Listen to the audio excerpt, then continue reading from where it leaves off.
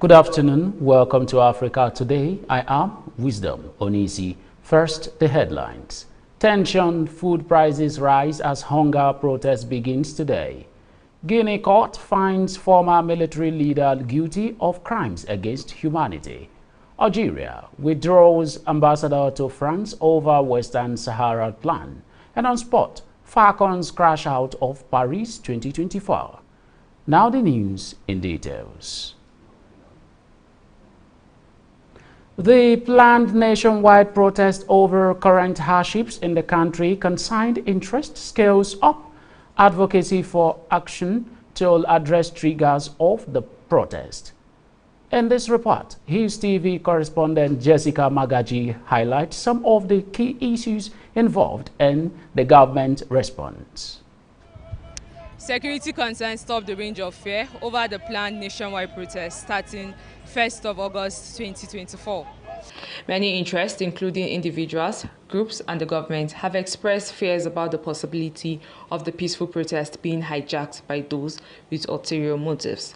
There have been calls from top government personalities, groups and religious bodies, including the Christian Association of Nigeria, the Muslim Students Society of Nigeria, and the Muslim Rights Concern, citing a palpable fear that the hunger and bad governance protest slated for August 1st might be hijacked by infiltrators who do not mean well for the country.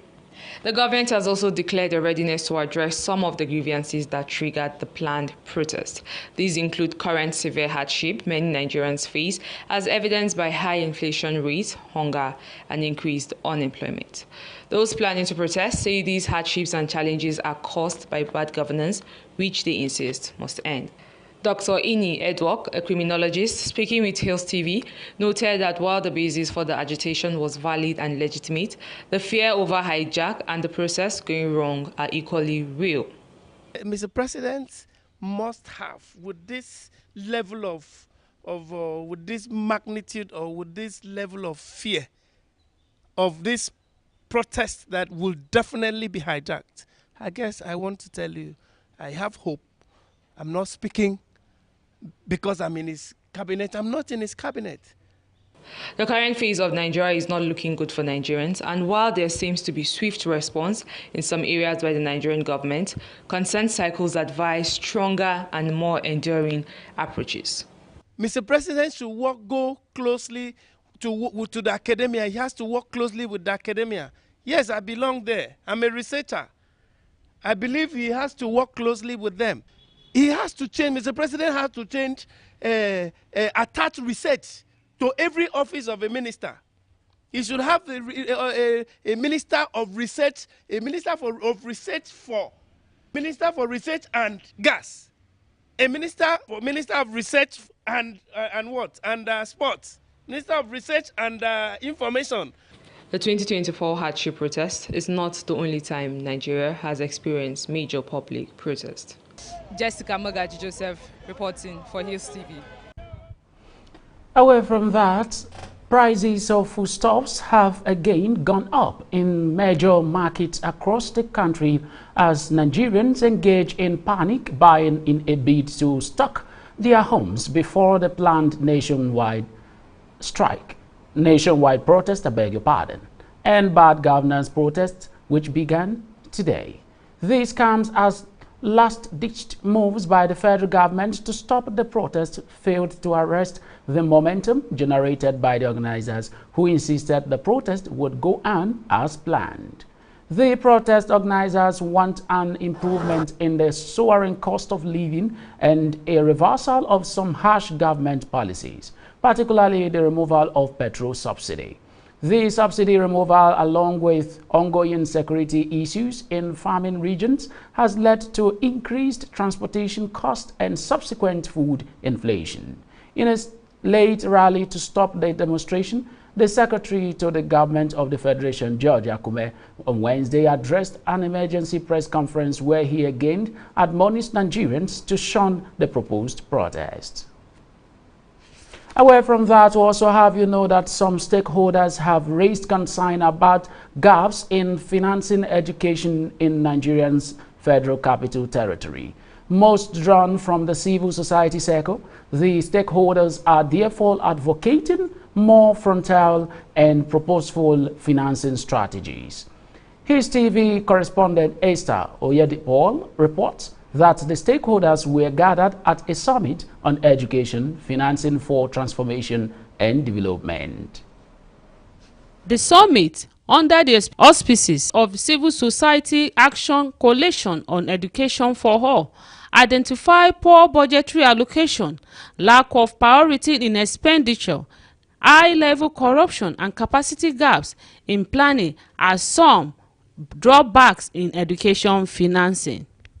These, they say, have resulted in inadequate infrastructure, learning facilities, shortage of teachers, and poor welfare package. Equally raised was what education advocates term learning crisis, where children are unable to express themselves well. Abdullah Salih, an inclusive education advocate, further raised concern about the lack of transparency in the education budgeting system. Budgets are documents that should be made available to any citizen that is interested. Looking at the importance of what budget represents. We as a civil society are interested in the budget so that we can make informed decisions in our advocacy. However, just as you know, a lot of things in government are embedded in secrecy, even though we have the Freedom of Information Act, which allows us access. But I tell you what, for years, we have never accessed the education budget.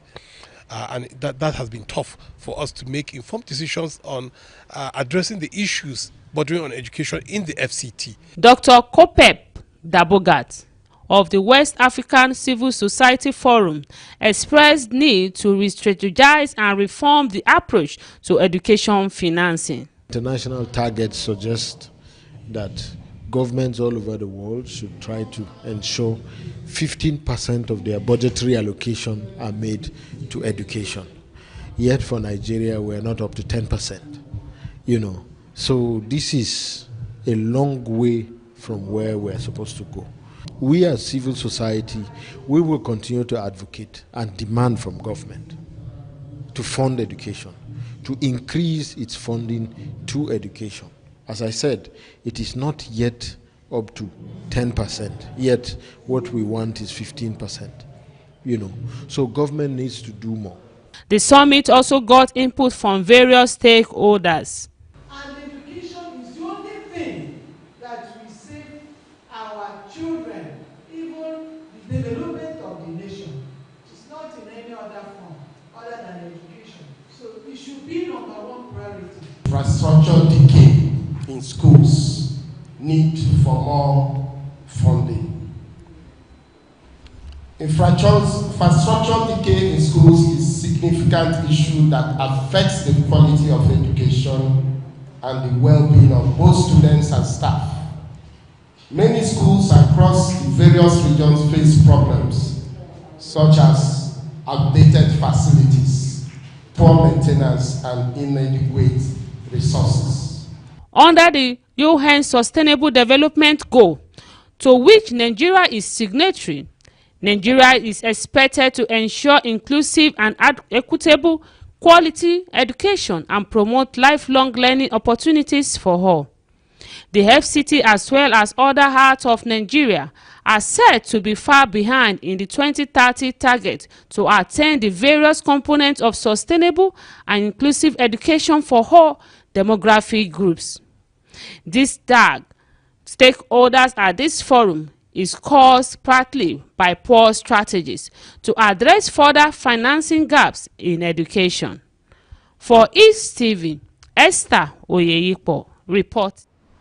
Away from that, we also have that the End Bad Governance protest kicks off nationwide today, Thursday, 1st August 2024. The National Human Rights Commission has issued an advisory to the major stakeholders involved in the exercise: the Nigerian government, the security agencies, and the organizers. Executive Secretary of the NHRC, Tony Ojukwu-San, who issued the advisory late Wednesday evening, in Abuja said the move was in line with the Commission's mandate, as spelled out in Section 5, Paragraph 1 M and all of its Enabling Act. The hunger protest, built to run for 10 days from 1st August to 10th August, is going ahead despite spirited effort made by President Bola Tinubu governors, the leaders of the National Assembly, heads of security agencies, and other influential Nigerians to stop it. Nigerians are apprehensive over fears that the protest could be hijacked by hoodlums and, as a result, turn violent and bloody.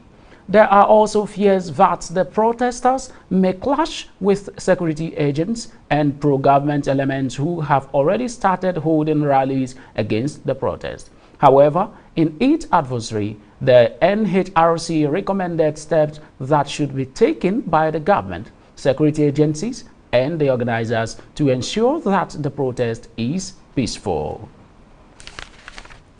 Ahead of the September 21st governorship election in Edo State, the National Working Committee of All Progressive Congress on Wednesday unveiled a 197-man council to lead its campaign. In the list released by the APC National Organizing Secretary Suleiman Agungu, across Rivers State, Governor Basi Otu was appointed as the chairman of the campaign council.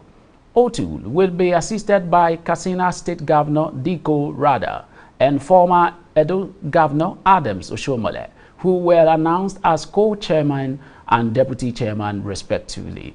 Otu seeks Assembly's nod to reconstitute the organization as chair resigns. Other members of the 197-man team include Senator Ovie Omoagege, Assistant Secretary, Senate President Godswill Akpabio, Speaker of the House of Representatives Tajuddin Abbas, Minister of Aviation Festus Kayamo, Ogun Governor Dapo Abiodun, his counterpart in Lagos Babajide Sanwo-Olu, and other governors elected on the platform of the APC. Also on the list is the reinstated Deputy Governor